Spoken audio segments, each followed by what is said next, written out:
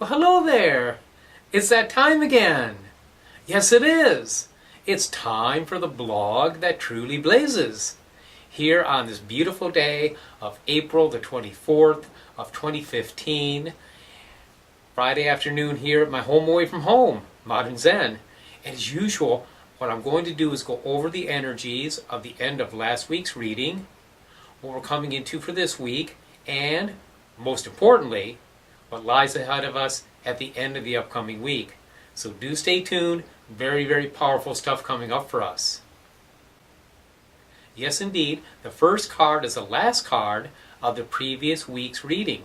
Now this card was the Sun. Ooh, beautiful, vibrant, healthy, strong, tremendous amount of spiritual energy, tremendous state of balance, a feeling of being alive, a feeling of being vital, a feeling of being very powerfully balanced. You very well may have experienced that this week. The Sun is one of the finest cards in the Tarot. It is optimism. It is a feeling of being very, very empowered. And I hope you felt that way this week, because those energies are certainly around us. Astrologically, not a lot happening this next 7 days. Earlier this week we had the Sun go into Taurus. The Moon is going to be in Leo, which is ruled by the Sun over this weekend, so that kind of correlates with that solar energy. And then things are going to ramp up a bit as the week progresses, as you're going to see.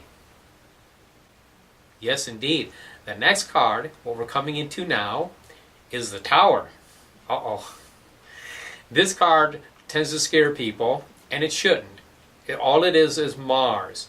Now, Mars does have a reputation in the old astrology of being the lesser malefic. In other words, kind of a bad little planet. It can be aggressive, it can be surly, if it can be rude, it can be mean. But also Mars is very important. It is that drive, that aggression, that desire to express ourselves, to put things out there. And also, it is surgery. Now, surgery can be very positive. Getting rid of things that we do not need. Cutting things out of our life that stand in our way. That's the true idea of the Tower. It isn't so much a destruction of things that we love, it's a removal of things that we don't need.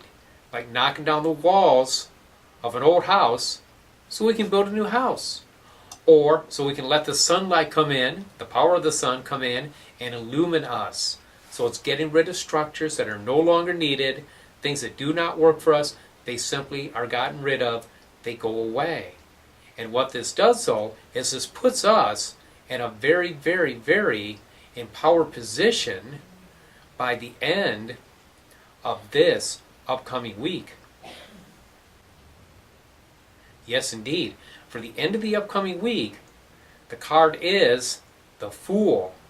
Now, the Fool, too, is very powerful. The Fool is liberation. It's rising above trial and tribulation, transcending limitations. Fits in perfectly, absolutely perfectly with the energies of the Tower. And when I see these come up in a person's reading, this tells me they're going to attain freedom. So if there's something holding you back, whether it's emotionally, mentally, spiritually, physically, financially, that's just not going to tend to be there. These things are going to be, we're going to lift above them, we're going to transcend them, and we're going to find ourselves in a whole new path, in a whole new way. These three cards that we have are very powerful transformational energies that are going to impact us in very positive, beneficial, and at times, now honestly, startling ways. So do be ready for change, do be ready for transformation, because it is just simply right around the corner over the course of this upcoming week. Well, there you go. The blog blazed. You blazed with it. Indeed, a blazing blog this week with all these powerful major arcana cards. I love you. I appreciate your support of the blog. And until I see you next week, many, many blessings.